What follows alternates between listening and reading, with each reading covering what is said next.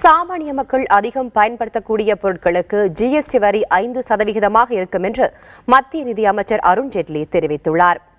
டெல்லியில் நடைபெற்ற GST council கூட்டத்துக்கு பிறகு செய்தியாளர்களிடம் பேசிய அவர், சரக்கு மற்றும் சேவை வரி விகிதங்கள் இறுதி செய்யப்பட்டுள்ளதாக தெரிவித்துள்ளார். இறுதி செய்யப்பட்ட முடிவின்படி 5, 12, 18 மற்றும் 28% என 4 படிகளாக ஜிஎஸ்டி வரி விகிதங்கள் நிர்ணயிக்கப்படும் என்றும் அவர் கூறினார்.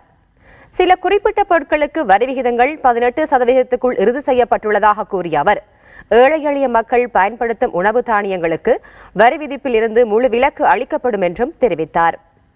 சோடா கலந்த குளிர்பானங்கள், பான் மசாலா, சொகுசு கார்கள் மற்றும் புகையிலை பொருட்களுக்கு ஜிஎஸ்டி வரி முறையில் அதிகபட்ச வரியான 28%க்கும் கூடுதலாக வரி விதிக்கப்படும் என்றும் நிதியமைச்சர் அருண் ஜேட்லி தெரிவித்தார்.